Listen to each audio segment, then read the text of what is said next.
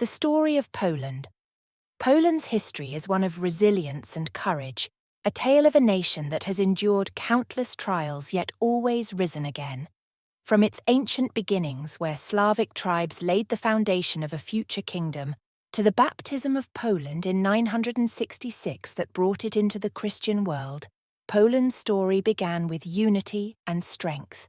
Under the Piast and Jagiellonian dynasties, Poland grew into a powerful kingdom, experiencing a golden age of culture and democracy during the Polish-Lithuanian Commonwealth. But the 18th century brought decline, and Poland was partitioned by its neighbours, disappearing from the map for over a century. Reborn in 1918, Poland faced the horrors of World War II, enduring Nazi and Soviet occupation, the Holocaust, and the destruction of its cities. After the war, Poland fell behind the Iron Curtain, but the spirit of resistance lived on. The rise of solidarity in the 1980s, led by Lech Walesa and inspired by Pope John Paul II, brought an end to communist rule and sparked a wave of freedom across Eastern Europe. Today, Poland stands as a thriving democracy, a testament to the strength and determination of its people. Its story is one of hope, proving that even in the darkest times, a nation's spirit can never be extinguished. The prehistory of Poland, from the Ice Age to the dawn of the Slavs. Before the Slavic tribes rose to prominence and the Polish state began to take shape, the lands we now call Poland were home to millennia of human activity. This was a time of survival, innovation, and cultural evolution, stretching from the Ice Age to the emergence of the Slavs. The story of Poland's prehistory is one of resilience and transformation, as humans adapted to a changing world and laid the foundations for a nation. The Paleolithic era, the first footsteps in Poland. Over 500,000 years ago, in the depths of the Paleolithic era, the first humans ventured into the icy wilderness of what is now Poland. These early inhabitants, first Homo erectus, then Neanderthals, and later modern Homo sapiens, faced a harsh glacial environment. They hunted mammoths, woolly rhinoceroses, and reindeer, relying on their ingenuity and simple stone tools to survive.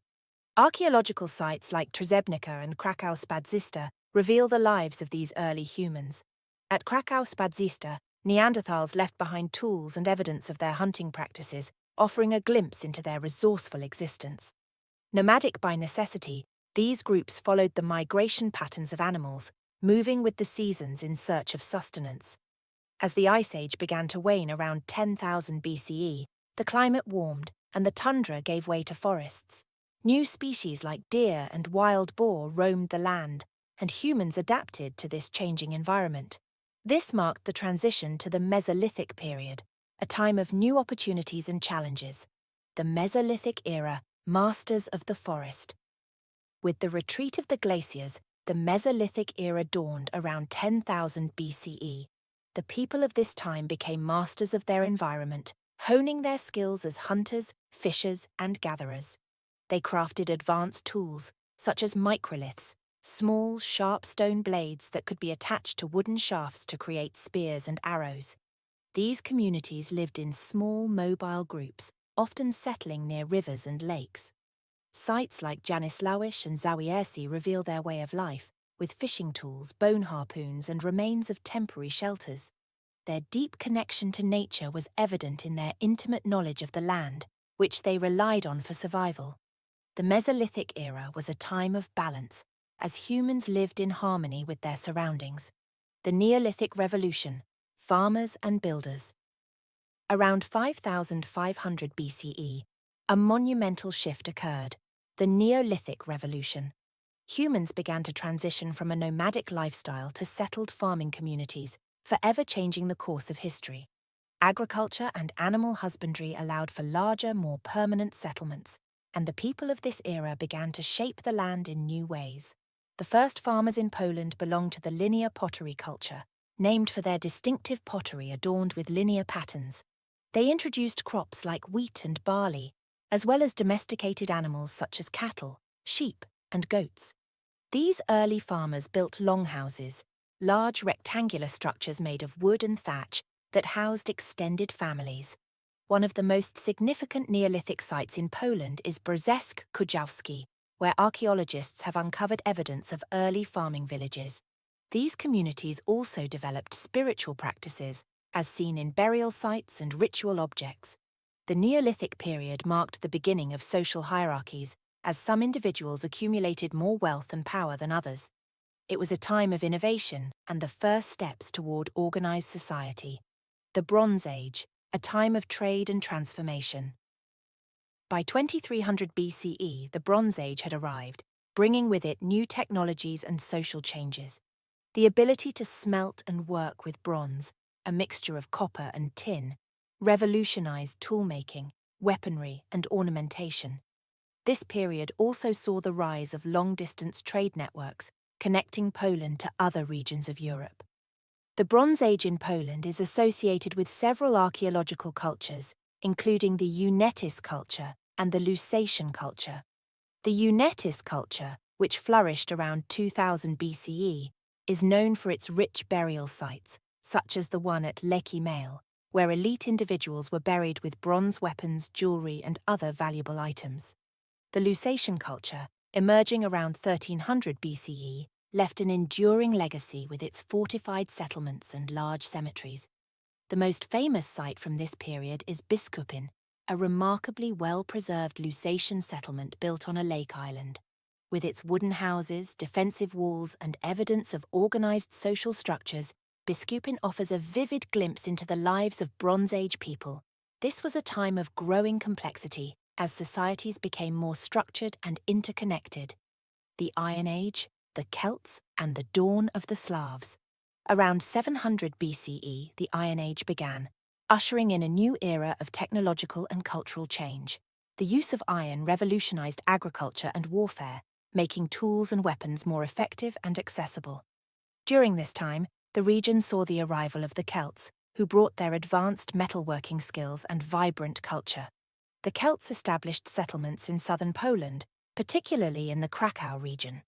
They introduced innovations like the potter's wheel and played a key role in the development of trade networks.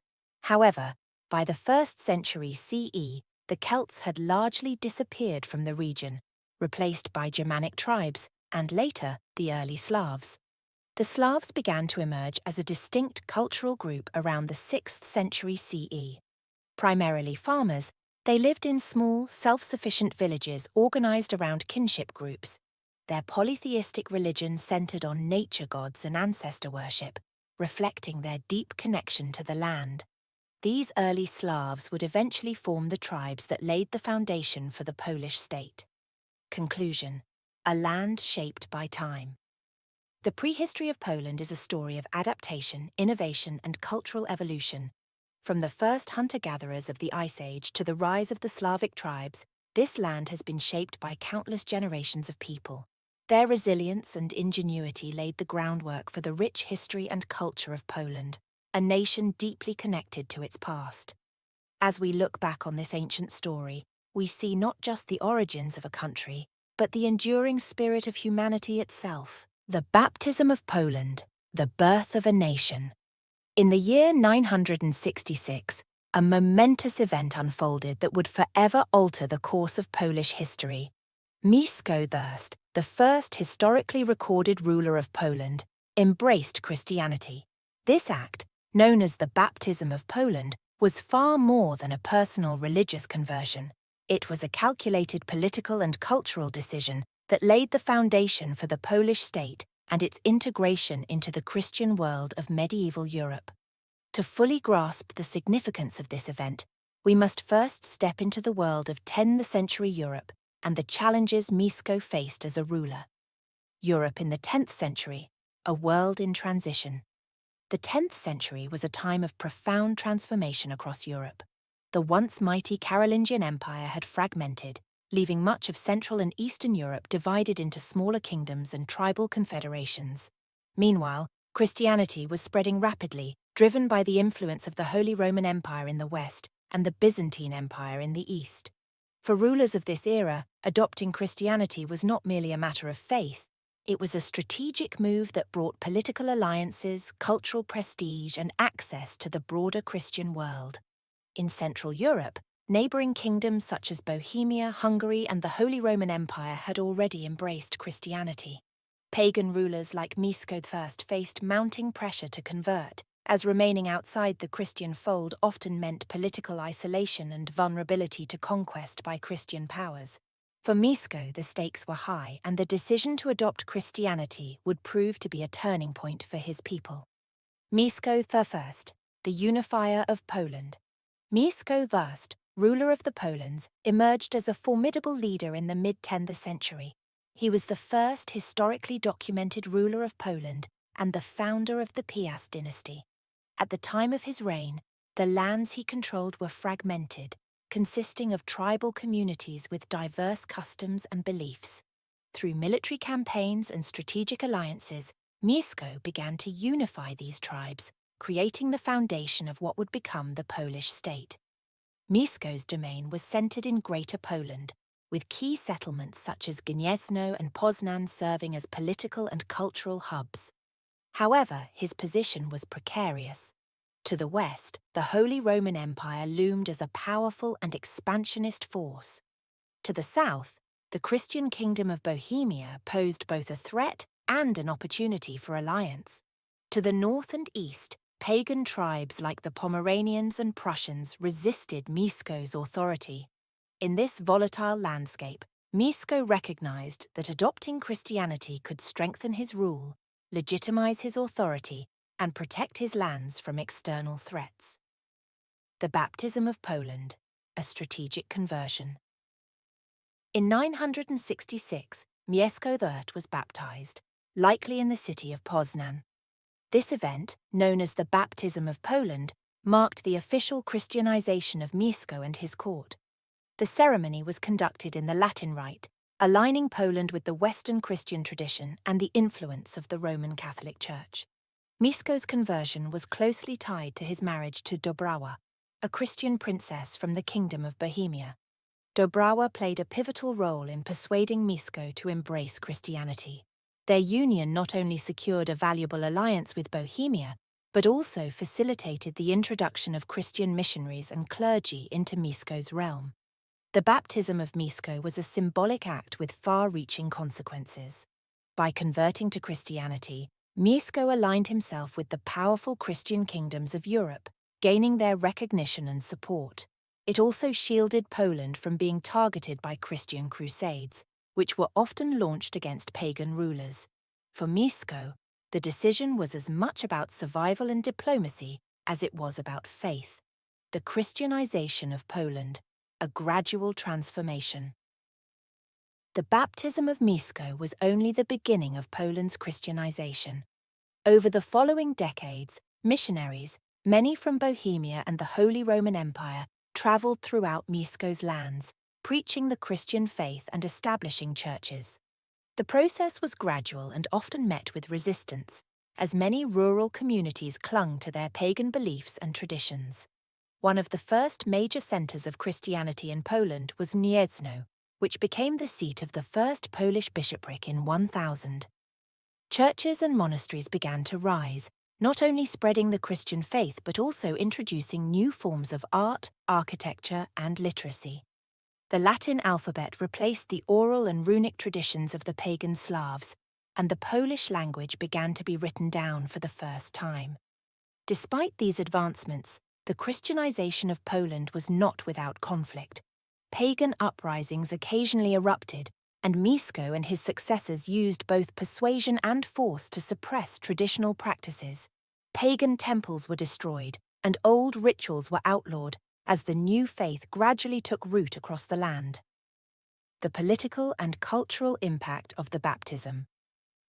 The baptism of Poland had profound political and cultural implications. By adopting Christianity, Mieszko I gained the recognition of the Holy Roman Empire and other Christian powers, solidifying his legitimacy as a ruler. This recognition was crucial for the stability of his kingdom and its integration into the broader European community. Christianity also brought Poland into the cultural and intellectual sphere of medieval Europe. Monasteries became centers of learning, preserving and transmitting knowledge. The Church played a vital role in the administration of the state, providing educated clergy who served as advisors and scribes. Economically, the Christianization of Poland facilitated trade with other Christian kingdoms, attracting merchants and artisans who introduced new technologies and goods. The adoption of Christian customs and laws helped unify the diverse tribes under Mieszko's rule, creating a shared cultural and religious identity. This unity was essential for the formation of a cohesive Polish state. Mieszko's legacy, the birth of a nation. Mieszko's decision to embrace Christianity was a defining moment in Polish history. By the time of his death in 992, Mieszko had expanded his realm to include much of modern-day Poland. His son, Boleslaw the Brave, would build on this foundation, becoming the first crowned king of Poland in 1025. The Piast dynasty, which Mieszko founded, would rule Poland for centuries, shaping its identity and destiny. The baptism of Poland in 966 was more than a religious conversion. It was the birth of a nation. Mieszko's decision transformed Poland from a collection of pagan tribes into a unified state, connected to the broader currents of European history. Today, the legacy of this event can still be seen in Poland's culture, traditions, and enduring faith. The Piast dynasty and early wars, the foundations of medieval Poland. After the baptism of Poland in 966, the Piast dynasty rose to prominence as the ruling family that would shape the early history of the Polish state. For centuries, the Piasts worked tirelessly to expand their territory, defend their borders, and consolidate their power. Their reign was marked by both triumphs and challenges, including invasions, internal conflicts, and the delicate balance between diplomacy and military strength. This is the story of the Piast dynasty, the rulers who forged the Polish kingdom and the early wars that defined its place in medieval Europe. The rise of the Piast dynasty, Mieszko I and his legacy. The story of the Piast dynasty begins with Mieszko I, the first historically recorded ruler of Poland. In the 10th century, the lands of modern-day Poland were fragmented, inhabited by various Slavic tribes with their own customs and beliefs. Mieszko, a skilled leader and strategist, began the process of unifying these tribes under his rule. Through military campaigns and strategic alliances, he established a centralized authority in Greater Poland, with key settlements such as Gniezno and Poznan serving as his power base. Mieszko's decision to adopt Christianity in 966 was a turning point not only for his reign, but for the future of Poland. By aligning with the Western Christian tradition, Mieszko secured his rule, gained recognition from powerful neighbors like the Holy Roman Empire, and protected his lands from the threat of Christian crusades. By the time of his death in 992, Mieszko had expanded his realm to include much of modern-day Poland, including Pomerania, Silesia, and Lesser Poland. His legacy set the stage for his son, Boleslaw the Brave, to elevate Poland to new heights. Boleslaw the Brave, Poland's first king. Mieszko's son, Boleslaw I, known as Boleslaw the Brave, was one of the most remarkable rulers of the Piast dynasty. His reign, 992–1025, was characterized by both military ambition and diplomatic skill. Boleslaw expanded Poland's borders through conquests, incorporating parts of modern-day Slovakia, Moravia, and Red Ruthenia. He also played a key role in the politics of Central Europe, forging alliances with the Holy Roman Empire and the papacy. One of Boleslaw's most significant achievements was the Congress of Gniezno in 1000. During this historic event, Emperor Otto III of the Holy Roman Empire recognized Poland as a Christian kingdom and established the Archdiocese of Gniezno, granting Poland ecclesiastical independence. This recognition elevated Poland's status in Europe and strengthened Boleslaw's authority. Boleslaw's reign was not without conflict. He waged wars against the Holy Roman Empire, Bohemia, and the Kievan Rus, demonstrating his military prowess and determination to defend and expand his realm. In 1025, shortly before his death, Boleslaw was crowned Poland's first king, a title that symbolized the growing power and prestige of the Polish state. The fragmentation of Poland, internal struggles and dynastic conflicts. After the death of Boleslaw the Brave, the Piast dynasty faced a period of instability and fragmentation. His son, Mieszko II Lambert, inherited the throne but struggled to maintain control over the vast territories his father had acquired. Mieszko II's reign, 1025–1034, was marked by invasions from the Holy Roman Empire and Kievan Rus, as well as a rebellion led by his brother Bezprim. These conflicts weakened the monarchy, leading to a temporary collapse of central authority and plunging Poland into chaos. The kingdom's fortunes began to recover under Casimir I the Restorer, who ruled from 1034 to 1058. Casimir rebuilt the monarchy from the ground up, earning his title as the Restorer. He re-established order, reclaimed lost territories, and strengthened the monarchy's ties to the church. However, the kingdom remained vulnerable to external threats and internal divisions. By the 12th century, Poland entered a period of fragmentation, as the kingdom was divided among the sons of Boleslaw III Rymeth. This division, known as the period of fragmentation, lasted for nearly 2 centuries. During this time, Poland was split into smaller duchies ruled by rival Piast princes. While this period allowed for regional development, it also weakened Poland's ability to defend itself against external enemies. The Mongol invasion of 1241, a devastating blow. One of the most devastating events in early Polish history was the Mongol invasion of 1241. Led by Batu Khan, the Mongols launched a massive campaign into Central Europe, leaving a trail of destruction in their wake. The invasion reached Poland, where the Mongols faced resistance from local forces. The Battle of Legnica, fought on April 9, 1241, was a pivotal moment in the invasion. A Polish army, led by Duke Henry II the Pious of Silesia, confronted the Mongols in a desperate attempt to halt their advance. Despite their bravery, the Polish forces were decisively defeated, and Henry II was killed in battle.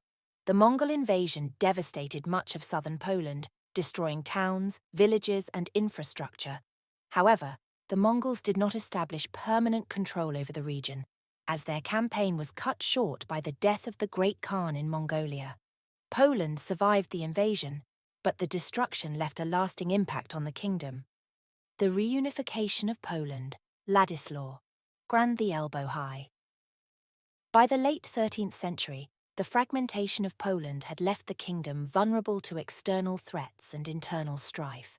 However, a new leader emerged to reunify the Polish lands, Ladislaw I, known as Ladislaw the Elbow High. His reign, 1320–1333, marked the end of the period of fragmentation and the beginning of a new era for Poland. Ladislaw successfully consolidated power, defeating rival Piast princes and securing the support of the church.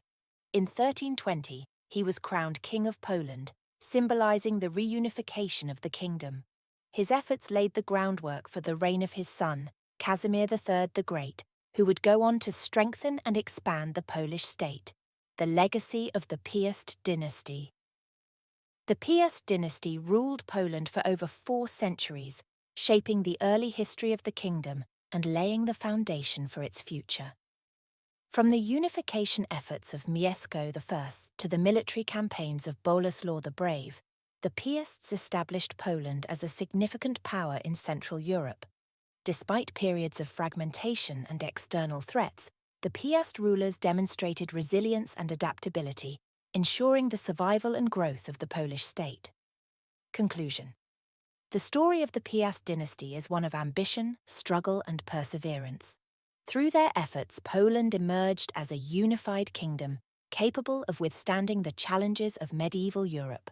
The Piasts may have passed into history, but their legacy lives on in the foundations of the Polish state and the enduring spirit of its people. The Jagiellonian dynasty and the Golden Age.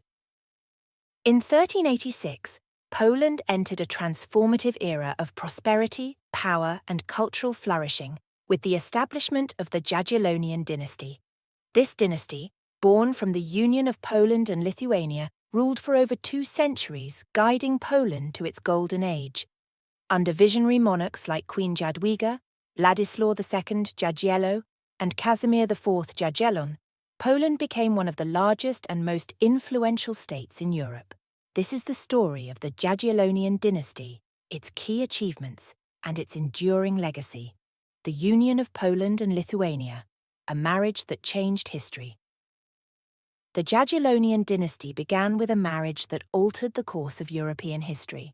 In 1384, Jadwiga, the young daughter of King Louis I of Hungary, was crowned King of Poland, not Queen, but King, to emphasize her authority as a ruler. At just 10 years old, Jadwiga inherited a kingdom in need of strong leadership to face threats from the Teutonic Order and internal divisions among the nobility. To secure Poland's future, the Polish nobles sought an alliance with the Grand Duchy of Lithuania, the largest state in Europe at the time. Lithuania, however, was a pagan state surrounded by Christian powers, and its ruler, Jogaila, faced mounting pressure to convert to Christianity. In 1386, Jogaila agreed to marry Jadwiga and convert, taking the name Władysław II Jagiello. This union, formalized by the Union of Crewo, created a vast realm stretching from the Baltic to the Black Sea and marked the beginning of the Jagiellonian dynasty. Władysław II, Jagiello, and the Battle of Grunwald. Władysław II. Jagiello's reign was defined by his leadership in one of the most significant battles of medieval Europe, the Battle of Grunwald. On July 15, 1410, the combined forces of Poland and Lithuania, supported by allies such as the Tatars and Czechs, faced the Teutonic Order in a decisive confrontation. The Teutonic Order, a powerful military and religious organization, had long been a threat to both Poland and Lithuania, seeking to expand its influence through forced Christianization campaigns. At Grunwald, Władysław II, Jagiello, and Grand Duke Vytautas of Lithuania led their armies to a stunning victory, crushing the Teutonic forces and capturing their Grand Master. This victory marked the decline of the Teutonic Order's power and solidified Poland-Lithuania's dominance in the region. The Battle of Grunwald became a symbol of unity and strength for the Jagiellonian dynasty, cementing its place in European history. Casimir IV Jagiellon, expansion and prosperity. The reign of Casimir IV Jagiellon, 1447–1492, marked the height of the Jagiellonian dynasty's power and influence. Casimir inherited a vast and diverse realm, and through skillful diplomacy and military campaigns, he expanded its borders, incorporating regions such as Prussia and parts of Hungary. His marriage to Elizabeth of Habsburg strengthened ties with the powerful Habsburg dynasty and secured the succession of his children to the thrones of Bohemia and Hungary. Under Casimir's rule, Poland experienced a period of economic growth and cultural flourishing. Trade routes expanded, cities thrived, and universities and schools were established, fostering intellectual and artistic achievements.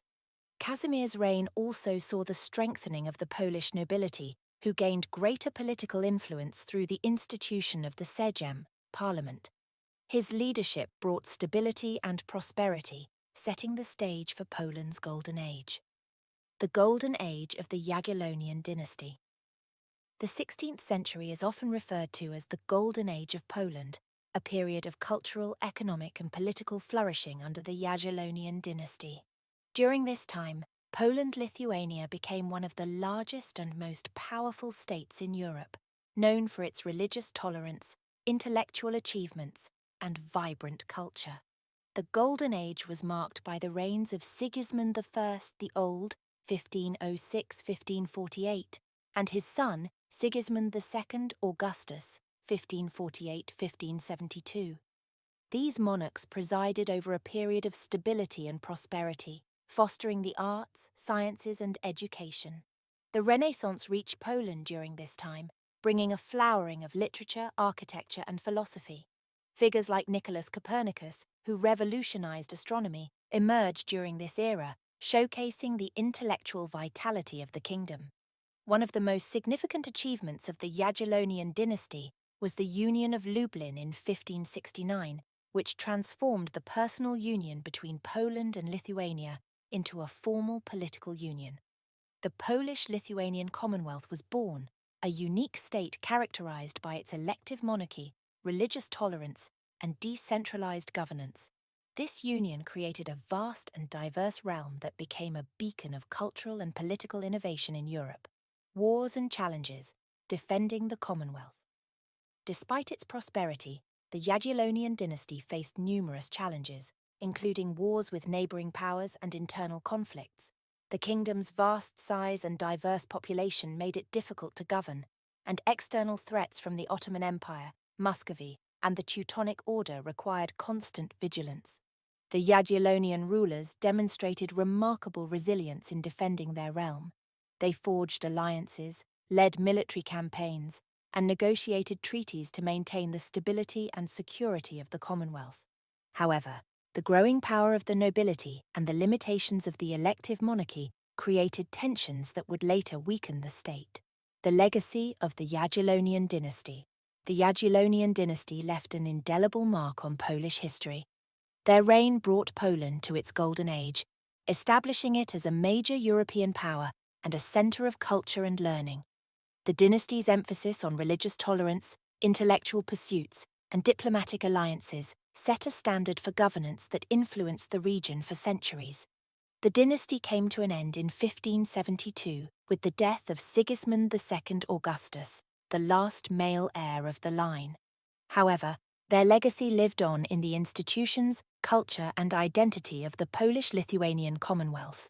The Jagiellonians had transformed Poland into a beacon of unity, diversity, and resilience, leaving a legacy that continues to inspire.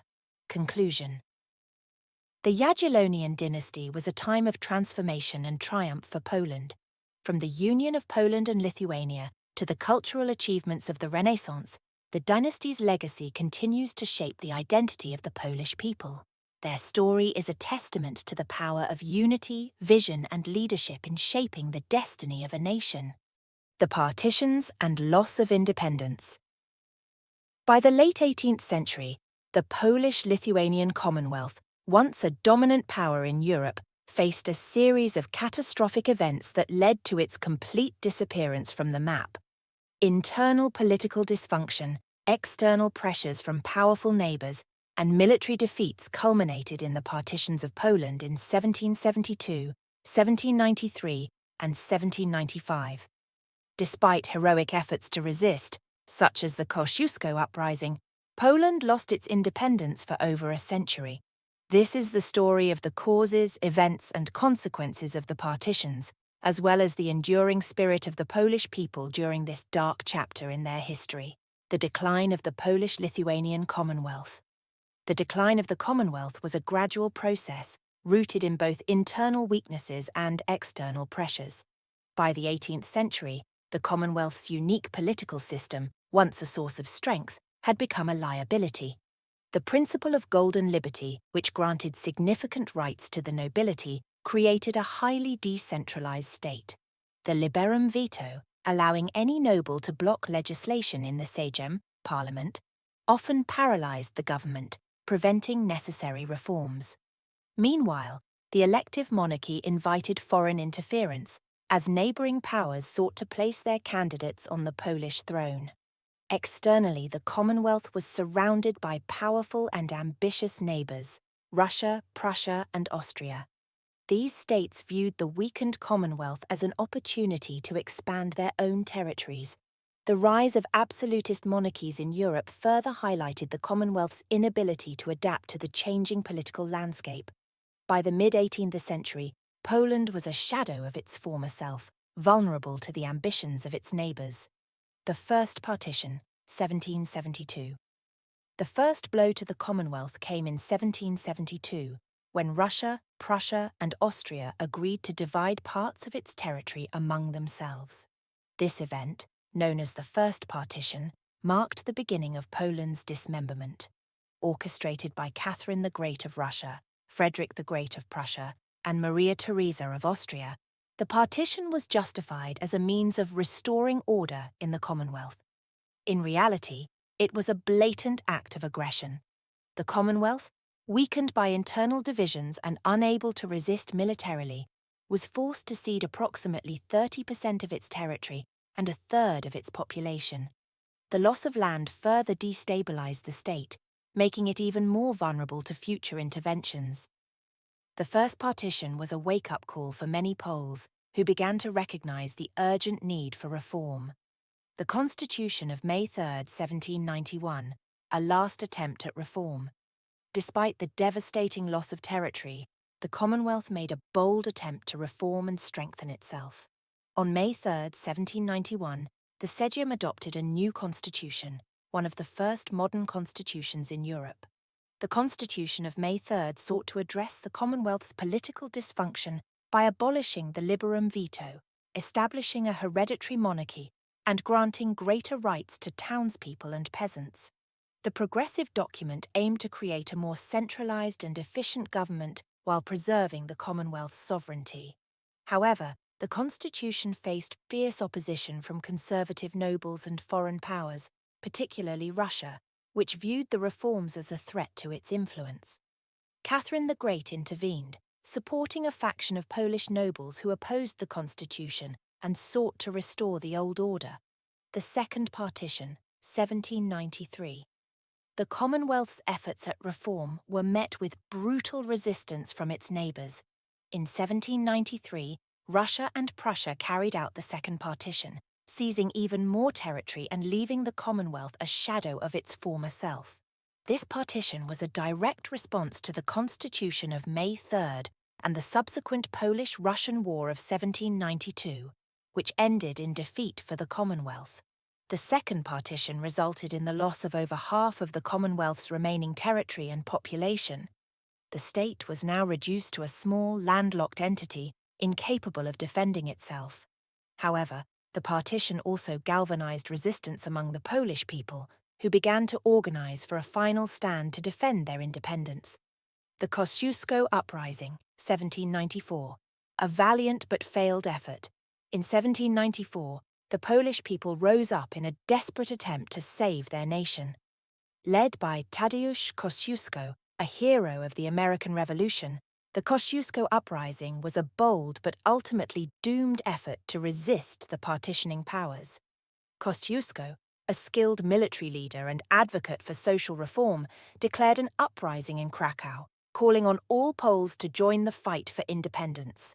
The uprising saw significant victories, including the Battle of Raclawis, where Kosciuszko's forces, including peasant volunteers armed with scythes, defeated a larger Russian army.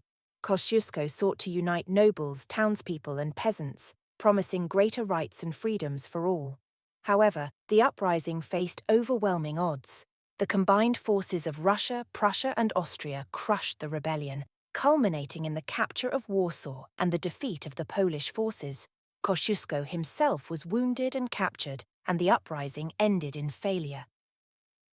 The Third Partition, 1795. The end of the Commonwealth. The defeat of the Kosciuszko Uprising paved the way for the final partition of Poland. In 1795, Russia, Prussia and Austria divided the remaining territory of the Commonwealth, erasing Poland from the map of Europe. The once great state, which had been a beacon of cultural and political innovation, was now entirely under foreign control. The Third Partition marked the complete dissolution of the Polish-Lithuanian Commonwealth. The Polish people were left without a state, their lands divided among three empires. Despite the loss of independence, the spirit of the Polish nation endured. Leaders and intellectuals, many of whom went into exile, continued to advocate for the restoration of their homeland. The memory of the Commonwealth and its ideals of liberty and tolerance inspired future generations of Poles in their struggle for independence. The legacy of the partitions. The partitions of Poland were a tragedy for the Polish people, but they also became a symbol of resilience and determination. Despite over a century of foreign rule, the Polish nation survived through its culture, language and traditions. Polish exiles, known as the Great Emigration, played a key role in keeping the dream of independence alive, contributing to uprisings, cultural achievements, and political movements. The partitions also had a profound impact on Europe, disrupting the balance of power and contributing to tensions among the partitioning powers. The loss of Poland inspired solidarity among oppressed peoples across the continent. as the Polish struggle for independence became a rallying cry for freedom and justice. Conclusion. The story of the partitions is one of loss and resilience. Though Poland disappeared from the map for over a century, the spirit of its people endured. Through their culture, traditions, and unyielding hope, the Polish people kept their nation alive in their hearts. The partitions were not the end of Poland, but a chapter in its long and storied history, a testament to the enduring strength of a nation determined to reclaim its place in the world. The Napoleonic era and the Duchy of Warsaw. The Napoleonic era was a time of upheaval and transformation for Europe, and for Poland, it offered a fleeting but powerful glimmer of hope after decades of despair. Following the partitions of Poland in the late 18th century, the Polish people were left without a state, their lands divided among Russia, Prussia, and Austria. In 1807, Napoleon Bonaparte, the French emperor and military genius, created the Duchy of Warsaw, a brief restoration of Polish statehood. Polish soldiers fought valiantly in Napoleon's campaigns, hoping to secure the full independence of their homeland. However, Napoleon's defeat in 1815 and the decisions made at the Congress of Vienna dashed those hopes, leaving Poland once again under foreign domination. This is the story of the Napoleonic era, the creation of the Duchy of Warsaw, and the enduring legacy of this pivotal period in Polish history. The context: Poland in the age of revolution and empire.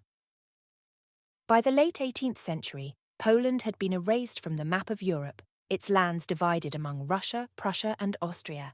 Yet the Polish people refused to accept the loss of their independence. The ideals of the French Revolution, liberty, equality, and fraternity, resonated deeply with Poles, who saw in them a chance to reclaim their freedom. The rise of Napoleon Bonaparte offered new hope for the Polish cause. Napoleon's campaigns against the partitioning powers, Russia, Prussia, and Austria, aligned with Polish aspirations for independence. Many Poles believed that by supporting Napoleon, they could secure his backing for the restoration of a Polish state. Polish exiles, intellectuals, and military leaders rallied to Napoleon's side, forming legions to fight in his armies. These soldiers, known as the Polish legions, became a symbol of the nation's determination to regain its sovereignty. The Polish legions, fighting for freedom. The Polish legions were formed in 1797, shortly after Napoleon's rise to power. Composed of Polish exiles and volunteers, the legions fought in many of Napoleon's campaigns, hoping to win his support for the restoration of Poland. Led by General Jan Henryk Dąbrowski, a charismatic and skilled commander, the legions became a source of national pride. The soldiers of the legions fought with exceptional bravery in battles across Europe, from Italy to Egypt. Their motto, Za nasza I wasza wolność, for our freedom and yours, reflected their belief that the struggle for Polish independence was part of a broader fight for liberty. One of the most enduring symbols of the Polish legions was the song Mazurek Dąbrowskiego, Dąbrowski's Mazurka, which later became the national anthem of Poland. Although their ultimate goal of independence remained elusive during this period, the legion's sacrifices earned them a lasting place in Polish history. The creation of the Duchy of Warsaw, 1807. In 1807, following his victory over Prussia in the War of the Fourth Coalition, Napoleon created the Duchy of Warsaw, a semi-independent Polish state. This was a moment of triumph for the Polish people, who had long dreamed of restoring their nation. The Duchy of Warsaw was established by the Treaty of Tilsit, signed between Napoleon and Tsar Alexander I of Russia. It was a client state of the French Empire, ruled by Frederick Augustus I of Saxony, a close ally of Napoleon. The duchy's territory was carved out of lands taken from Prussia, including parts of Greater Poland and Mazovia, with Warsaw as its capital. It gave the Polish people a government of their own, a legal system based on the Napoleonic Code, and an army that would play a crucial role in Napoleon's campaigns. However, the Duchy of Warsaw was heavily dependent on France and remained under Napoleon's control. The duchy's role in Napoleon's campaigns. The Duchy of Warsaw became a key ally of Napoleon, providing troops and resources for his campaigns. Polish soldiers fought with distinction in many of Napoleon's battles, driven by the hope that their loyalty would lead to the full restoration of Poland. One of the most notable contributions of the Duchy's army was during the Peninsular War, where Polish troops fought in Spain and Portugal.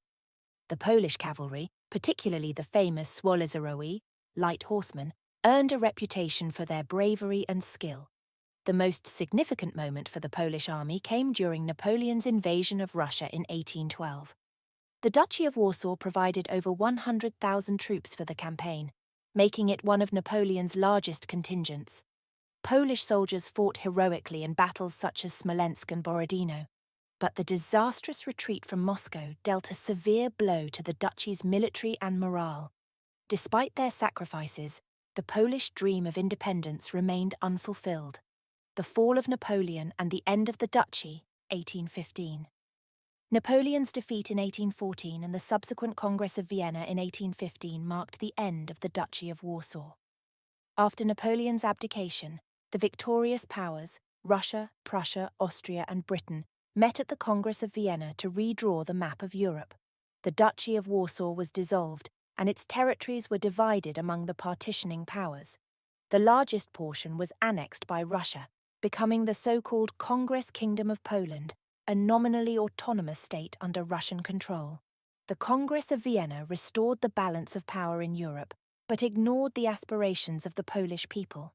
The dream of a fully independent Poland was once again deferred, and the nation entered a new period of foreign domination. However, the memory of the Duchy of Warsaw and the sacrifices of Polish soldiers during the Napoleonic era continued to inspire future generations. The legacy of the Napoleonic era. The Napoleonic era left a profound legacy for Poland. Although the Duchy of Warsaw was short-lived, it rekindled the hope of independence and demonstrated the resilience and determination of the Polish people. The Polish soldiers who fought for Napoleon became symbols of national pride and resistance, and their sacrifices inspired future uprisings and movements for independence. The ideals of the French Revolution and the Napoleonic Code also influenced Polish society, laying the groundwork for reforms and modernization in the 19th century. The memory of the Duchy of Warsaw and the Polish legions remained alive in Polish culture and history, serving as a reminder of the nation's enduring spirit and its quest for freedom. Conclusion. The Napoleonic era was a time of both hope and heartbreak for Poland. The creation of the Duchy of Warsaw offered a brief glimpse of independence, while the bravery of Polish soldiers in Napoleon's campaigns demonstrated their unwavering commitment to their homeland. Although the era ended in disappointment, it left an indelible mark on Polish history, inspiring the nation's continued fight for freedom and sovereignty. The legacy of this period lives on in the enduring spirit of the Polish people and their determination to reclaim their place on the map of Europe. World War I and the Second Polish Republic World War I was a cataclysmic conflict that reshaped the map of Europe, and for Poland, it brought a long-awaited opportunity for independence. After over a century of partition and foreign domination, the collapse of the empires that had divided Poland, Russia, Austria-Hungary, and Germany, created the conditions for the rebirth of the Polish state. In 1918, Poland was reborn as the Second Polish Republic, a moment of triumph for the Polish people. However, the road to independence was fraught with challenges, including the Polish-Soviet War of 1919–1921, which secured Poland's eastern borders and established its place in post-war Europe. This is the story of the major battles, key figures, and events that defined this pivotal era in Polish history. Poland in World War I, a nation divided. At the outbreak of World War I in 1914, Poland remained partitioned, its lands divided among the Russian Empire, the German Empire, and Austria-Hungary. Poles were conscripted into the armies of these empires, often forced to fight against one another on the eastern and western fronts. The war brought devastation to Polish lands, as much of the fighting on the Eastern Front took place in territories inhabited by Poles. Cities and villages were destroyed, and millions of Poles were displaced. However, The war also created an opportunity for Polish leaders to push for independence, as the partitioning powers became embroiled in a conflict that weakened their control over Polish territories. Polish leaders adopted different strategies to achieve their goal. Józef Pilsudski, a charismatic and visionary leader, aligned himself with Austria-Hungary and Germany, believing their victory could create an opportunity to establish a Polish state. He formed the Polish legions, a military force that fought alongside the Central Powers. Meanwhile, Roman Dmowski, another prominent Polish leader, sought support from the Allies, particularly France and Britain, arguing that a victory over Germany and Austria-Hungary would lead to the restoration of Poland. The Polish legions and Józef Pilsudski. The Polish legions, led by Józef Pilsudski, became a symbol of the Polish struggle for independence during World War I. Composed of volunteers from Austrian-controlled Galicia, the legions fought bravely on the Eastern Front, earning a reputation for their discipline and determination. Pilsudski's strategy was to use the legions to demonstrate Poland's military capability and position himself as a leader of the independence movement. As the war progressed, however, Pilsudski became disillusioned with the Central Powers, realizing they had no intention of supporting a truly independent Poland. In 1917, he refused to swear allegiance to the German and Austrian authorities, leading to his arrest and imprisonment in Magdeburg. Despite his imprisonment, Pilsudski's leadership and vision made him a national hero. His refusal to compromise with the partitioning powers inspired Poles across the divided territories, and he emerged as a unifying figure in the struggle for independence. The collapse of the partitioning powers and the rebirth of Poland, 1918. The end of World War I in 1918 brought the collapse of the empires that had partitioned Poland. The Russian Revolution of 1917, the defeat of Germany, and the disintegration of Austria-Hungary created a power vacuum in Central and Eastern Europe, allowing Poland to reclaim its independence. On November 11, 1918, Józef Pilsudski was released from prison and returned to Warsaw, where he assumed command of the Polish armed forces. This date is celebrated as Poland's Independence Day, marking the rebirth of the Polish state after 123 years of partition. The newly reborn Second Polish Republic faced immense challenges. Its borders were undefined, its economy was in ruins, and its population was deeply divided along ethnic and religious lines. However, the Polish people were determined to rebuild their nation and secure its place in Europe. The Polish-Soviet War, 1919–1921, securing the eastern borders. The rebirth of Poland was immediately challenged by the chaos of post-war Europe. To the east, the Bolsheviks sought to spread their revolution across the continent, while Poland aimed to secure its eastern borders and reclaim territories lost during the partitions. This conflict culminated in the Polish-Soviet War of 1919–1921, a struggle that would determine the fate of the Second Polish Republic. The war began as a series of skirmishes between Polish and Soviet forces in the borderlands of Ukraine and Belarus. Józef Pilsudski envisioned a federation of independent states, including Ukraine and Belarus, that would serve as a buffer between Poland and Russia. To achieve this goal, he launched a bold offensive in 1920, capturing Kyiv and pushing deep into Soviet territory. However, the Soviet Red Army launched a massive counteroffensive, driving the Polish forces back and threatening Warsaw. The fate of Poland hung in the balance as the Soviets aimed to spread their revolution to Western Europe. The Battle of Warsaw, 1920, the miracle on the Vistula. The Battle of Warsaw, fought in August 1920, was the turning point of the Polish-Soviet War and one of the most significant battles in European history. Known as the miracle on the Vistula, it saved Poland from Soviet domination and halted the spread of communism to Western Europe. Under Pilsudski's leadership, the Polish forces executed a brilliant counteroffensive, encircling and defeating the Soviet armies near Warsaw. The victory was achieved through a combination of strategic planning, intelligence, and the determination of the Polish people. The battle not only secured Poland's independence, but also established its eastern borders, which were formalized in the Treaty of Riga in 1921. The Battle of Warsaw was hailed as a triumph of Polish resilience and ingenuity, solidifying Pilsudski's status as a national hero. The challenges of the Second Polish Republic. The Second Polish Republic, established in 1918, faced immense challenges as it sought to rebuild after over a century of partition. The new state had to integrate territories from 3 different empires, each with its own legal systems, currencies, and infrastructure. Poland was also a multi-ethnic state, with significant populations of Ukrainians, Jews, Belarusians, and Germans. Balancing the interests of these diverse groups while fostering a sense of national unity was a daunting task. Economically, Poland struggled with the devastation of World War I and the need to modernize its industries and infrastructure. Politically, the Second Polish Republic was marked by tensions between Pilsudski's supporters and his rivals, as well as the rise of authoritarianism in the 1930s.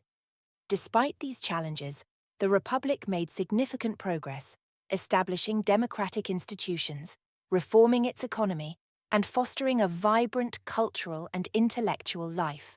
The legacy of the Second Polish Republic. The rebirth of Poland in 1918 was a testament to the resilience and determination of the Polish people. Despite the challenges of war, partition, and rebuilding, the Second Polish Republic laid the foundation for modern Poland and preserved the nation's identity in the face of adversity. The Polish-Soviet War and the Battle of Warsaw remain defining moments in Polish history, symbolizing the nation's ability to overcome seemingly insurmountable odds. Although the Second Polish Republic was short-lived, ending with the outbreak of World War II in 1939, it represented the fulfillment of a dream that had sustained the Polish people for over a century. Its legacy continues to inspire Poland and its people today. Conclusion. The story of World War I and the Second Polish Republic is one of hope, struggle, and triumph. It is a reminder of the power of resilience and the enduring spirit of a nation determined to reclaim its place in the world. The legacy of this era lives on in modern Poland, a testament to the sacrifices and determination of those who fought for its independence. World War II and the struggle for freedom. World War II was one of the darkest and most devastating periods in Polish history. In 1939, Poland became the first victim of Nazi Germany's aggression, and within weeks it was divided and occupied by 2 brutal regimes, Nazi Germany and the Soviet Union. Over the next 6 years, Poland endured unimaginable suffering, including the Holocaust, the destruction of its cities, and the loss of millions of lives. Yet even in the face of overwhelming odds, the Polish people resisted, fighting for their freedom and the survival of their nation. This is the story of the invasion, occupation, resistance, and the enduring spirit of defiance that defined this tragic yet inspiring period. The invasion of Poland, 1939, the beginning of World War II. World War II began on September 1, 1939, when Nazi Germany launched a massive invasion of Poland. Employing the Blitzkrieg, lightning war strategy, German forces overwhelmed Polish defences with speed and firepower.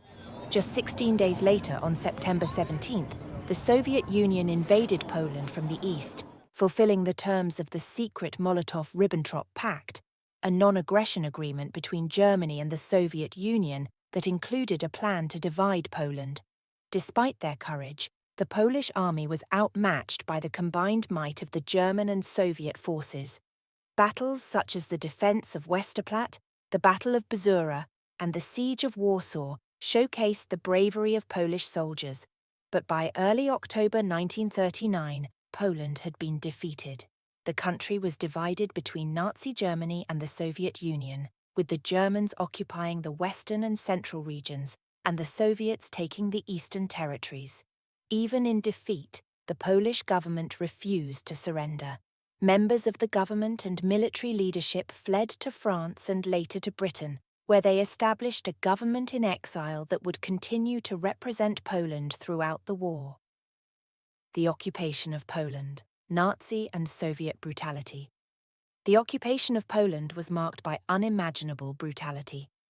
Under Nazi rule, Poland became the epicenter of the Holocaust, while the Soviet occupation in the East brought mass deportations and executions. Both regimes sought to destroy Poland's cultural, political, and social identity. In the German-occupied territories, the Nazis implemented a policy of terror and extermination.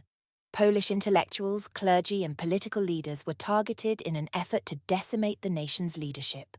The Jewish population, which had been an integral part of Polish society for centuries, was subjected to systematic persecution and murder. Ghettos were established in cities like Warsaw, Lodz, and Krakow, where Jews were confined in inhumane conditions before being deported to extermination camps such as Auschwitz, Treblinka, and Sobibor. In the Soviet-occupied East, the NKVD, Soviet secret police, carried out mass arrests, executions, and deportations. Hundreds of thousands of Poles, including entire families, were sent to labor camps in Siberia and Central Asia. The Katyn massacre of 1940, in which over 20,000 Polish officers and intellectuals were executed by the Soviets, remains one of the most infamous crimes of the Soviet occupation. The Polish resistance, fighting for freedom. Despite the overwhelming power of the occupiers, the Polish people refused to submit. The Polish resistance movement, one of the largest and most effective in occupied Europe, waged a relentless struggle against both Nazi and Soviet oppression. Organized under the leadership of the Polish underground state, a secret government that coordinated military, political, and cultural activities, the resistance became a symbol of defiance. The Home Army, Armia Krajowa, the armed wing of the resistance, carried out sabotage operations, assassinations of Nazi officials, and intelligence gathering for the Allies. Polish resistance fighters also played a key role in smuggling information about Nazi atrocities, including the Holocaust, to the outside world. One of the most remarkable acts of resistance was the work of Jan Karski, a courier for the Polish underground who risked his life to deliver first-hand accounts of the Holocaust to Allied leaders. His efforts highlighted the bravery and determination of the Polish resistance in the face of unimaginable danger. The Warsaw Ghetto Uprising, 1943, a fight for dignity. In 1943, the Jewish residents of the Warsaw Ghetto staged a heroic uprising against the Nazis, refusing to go quietly to their deaths. Though outnumbered and outgunned, they fought with incredible courage, becoming a symbol of resistance and dignity. The Warsaw Ghetto Uprising began on April 19, 1943, when German forces entered the ghetto to deport its remaining residents to extermination camps.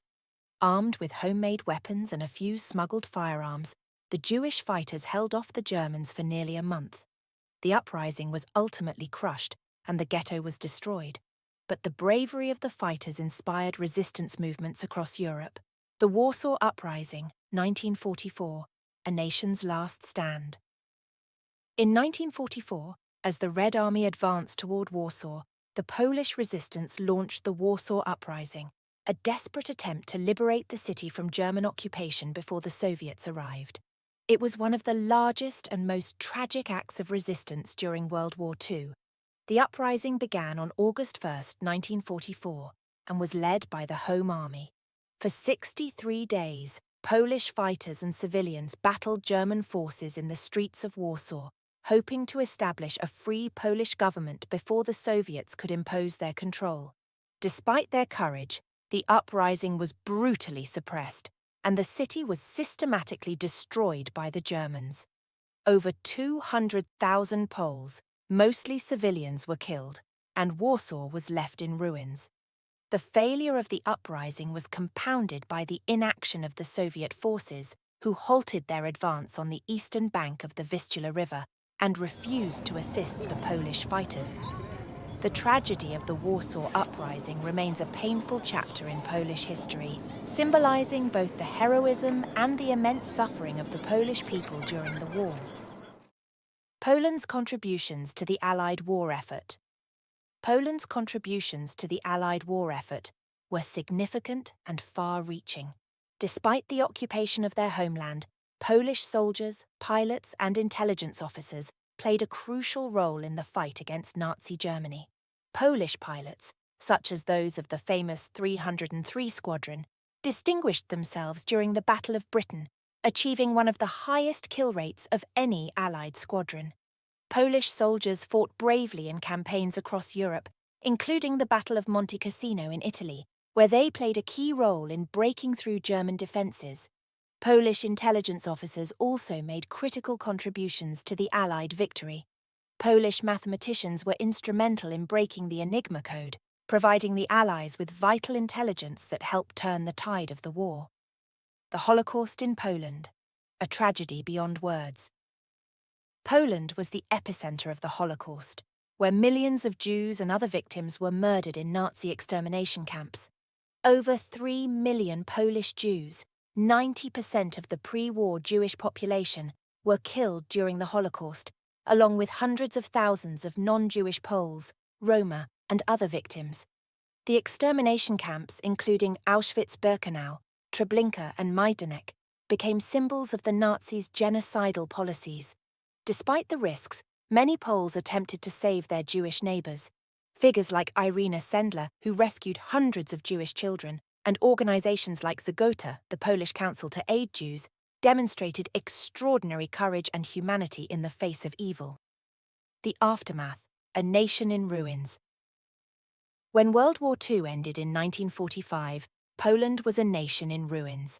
Over 6 million Poles, nearly 1/5 of the population, had been killed, and its cities and infrastructure were devastated. Yet, the end of the war did not bring true freedom. Poland fell under Soviet control, becoming a communist state within the Eastern Bloc. The hopes for a free and independent Poland were deferred once again, as the nation faced decades of political repression and economic hardship under Soviet domination. Conclusion World War II was a time of unimaginable suffering for Poland, but it was also a testament to the resilience and courage of its people. The Polish spirit of defiance, embodied by the resistance fighters, the Warsaw Uprising, and the countless acts of heroism during the Holocaust, ensured that the nation's identity and values endured. Today, Poland stands as a testament to the strength of a people who refuse to be broken, even in the darkest of times. The aftermath of World War II, 1945–1947. The devastation of World War II left Poland in ruins. Over 6 million Poles, nearly 1/5 of the population, had been killed, including 3 million Polish Jews who perished in the Holocaust. Cities like Warsaw were reduced to rubble, with entire neighbourhoods obliterated, and the country's infrastructure was devastated. The war also left deep scars on the nation's psyche, as Poles grappled with the loss of loved ones, the destruction of their homeland, and the betrayal of their allies at the Yalta Conference. At the Yalta Conference in 1945, the Allied powers, Britain, the United States, and the Soviet Union, redrew Poland's borders. Poland's eastern territories were ceded to the Soviet Union, while it was compensated with lands taken from Germany in the west. This forced millions of Poles to relocate, creating a massive wave of displacement and hardship. Ethnic Germans were expelled from the newly acquired Western territories, while Poles from the east were uprooted and resettled in unfamiliar lands. The population shifts added to the chaos and suffering of the post-war years. The Soviet takeover. As the war ended, Poland fell under Soviet control. The Red Army, which had liberated Poland from Nazi occupation, remained in the country, ensuring that the Soviet Union could impose its will on the new Polish government. The Soviet-backed Polish Workers' Party, PPR, quickly consolidated power, sidelining or eliminating opposition groups. In 1947, the Communists staged a rigged election, securing control of the government and establishing Poland as a satellite state of the Soviet Union. Key opposition leaders, such as members of the Polish Peasant Party, were arrested, silenced, or forced into exile. The new regime, led by Bolesław Bierut, implemented Stalinist policies, including the nationalization of industry, land reform, and the suppression of political dissent. The Catholic Church, a cornerstone of Polish identity, became a target of state repression, as the Communists sought to undermine its influence. By 1947, Poland had entered a new era of Soviet domination, marking the beginning of decades of communist rule. Stalinism in Poland, 1948-1956. The imposition of Stalinist policies. Under the leadership of Bolesław Bierut, Poland became a model Stalinist state. The government implemented sweeping economic and social reforms aimed at transforming Poland into a socialist society aligned with Soviet ideology. The economy was reorganized along socialist lines, with heavy industry prioritized over consumer goods. Massive industrial projects, such as the construction of the Nowa Huta steelworks near Krakow, were launched to symbolize Poland's transformation into a modern, industrialized state.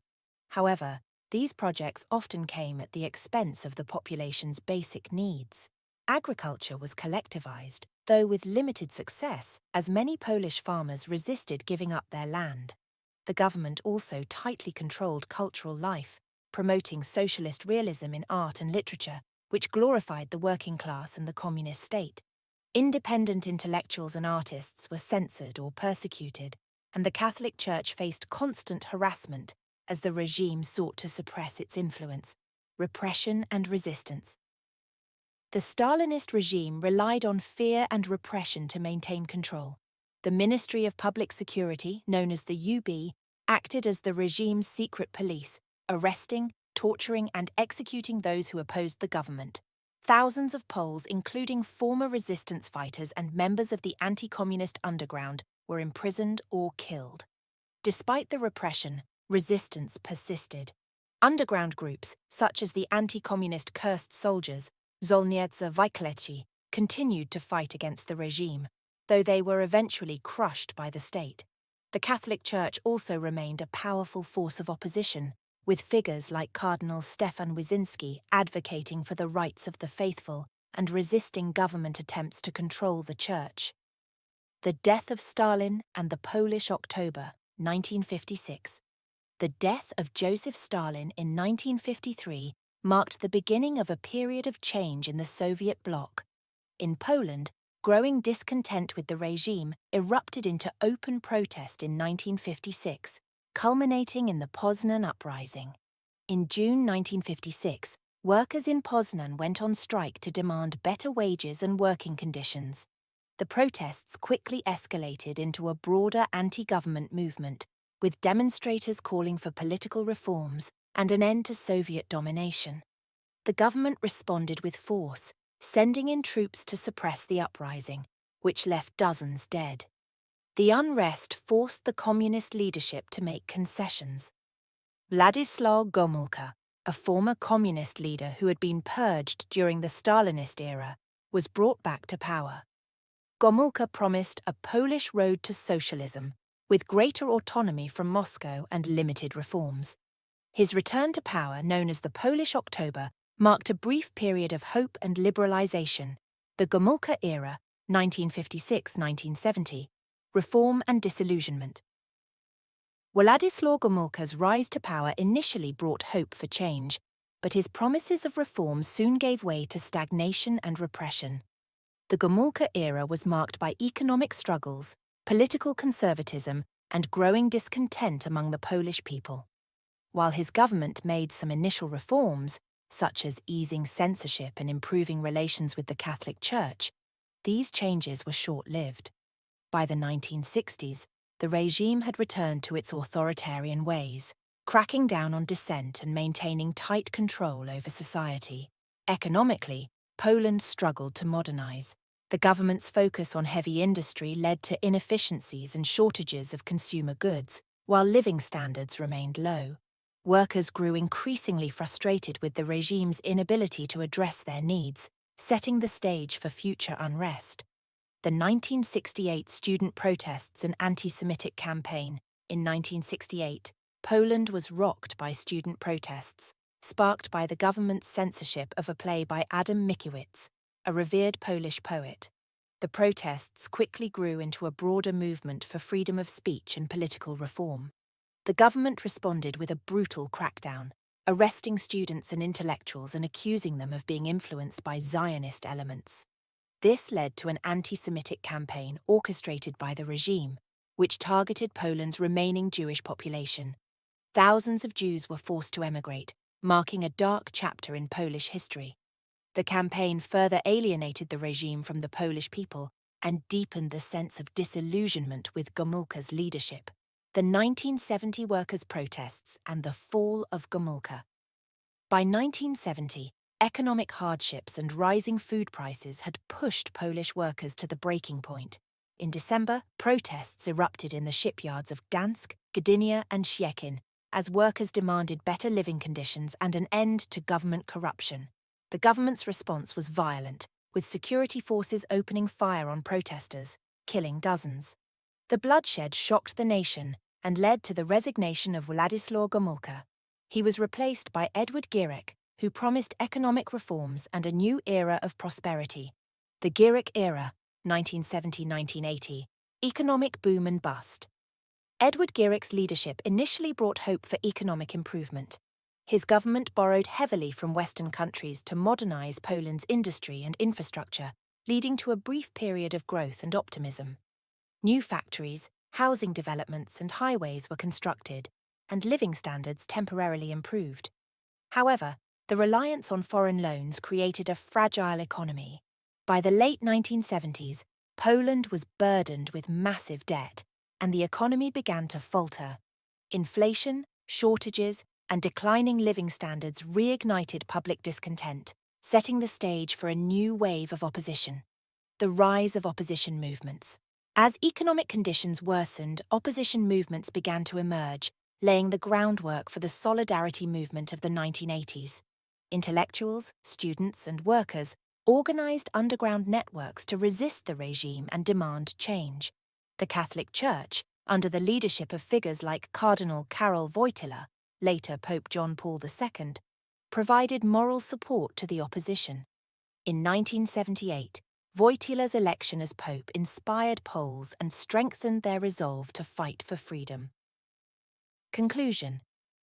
Between 1945 and 1980, Poland endured decades of communist rule, marked by repression, economic hardship, and resistance. Yet, the Polish people never lost their spirit of defiance. The struggles of this period set the stage for the rise of solidarity and the eventual fall of communism, proving that even in the darkest times, the fight for freedom can never be extinguished. The rise of solidarity and the fall of communism. Introduction. In the 1980s, Poland became the epicenter of a movement that would change the course of history. The Solidarity movement, born in the shipyards of Gdansk and led by the charismatic Lech Wałęsa, challenged the communist regime and inspired a wave of resistance across Eastern Europe. By 1989, Poland had achieved a peaceful transition to democracy, marking the beginning of the end for communist rule in the region. This is the story of the rise of solidarity, the struggles and triumphs of the Polish people, and the profound impact of their fight for freedom on the world. The role of the Catholic Church. Amid the growing economic and political crisis, the Catholic Church remained a powerful force in Polish society. The election of Cardinal Karol Wojtyła as Pope John Paul II in 1978 was a moment of profound significance for Poland. His papacy inspired hope and unity among Poles, strengthening their resolve to resist the communist regime. Pope John Paul II's first visit to Poland in 1979 drew millions of people to public masses, where he spoke of human dignity, freedom, and the need for spiritual renewal. His message resonated deeply with Poles, who saw him as a symbol of their national identity and a moral leader in their struggle for freedom.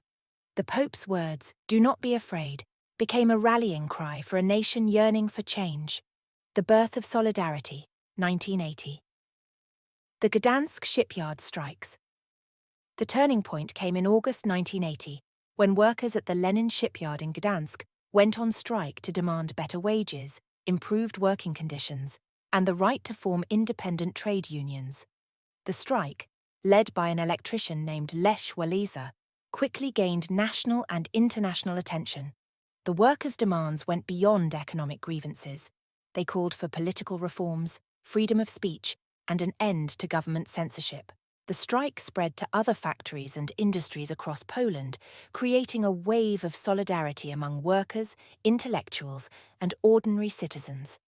Under pressure, the communist government agreed to negotiate with the strikers. On August 31, 1980, the Gdansk Agreement was signed, granting workers the right to form independent trade unions and strike.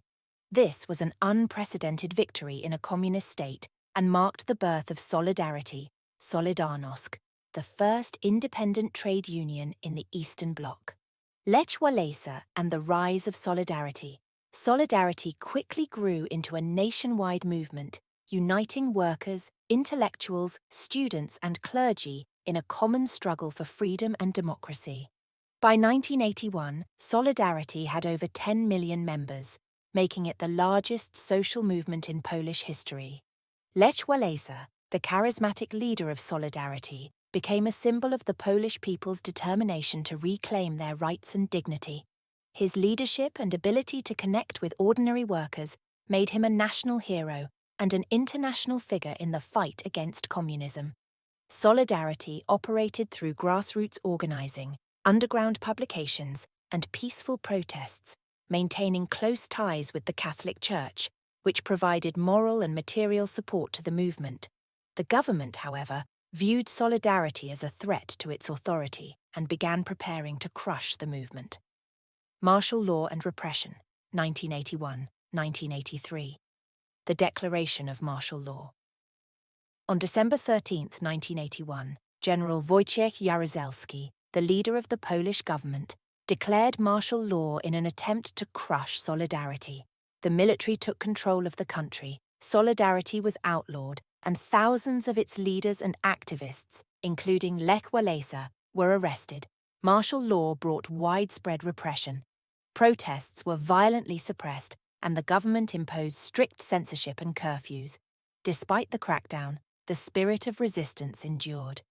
Underground solidarity networks continued to operate, organizing strikes, publishing clandestine newspapers, and maintaining contact with the international community. International support for Solidarity. The repression of Solidarity drew international condemnation. Western nations, led by the United States, imposed economic sanctions on Poland and the Soviet Union, while the Polish diaspora raised awareness and funds for the resistance.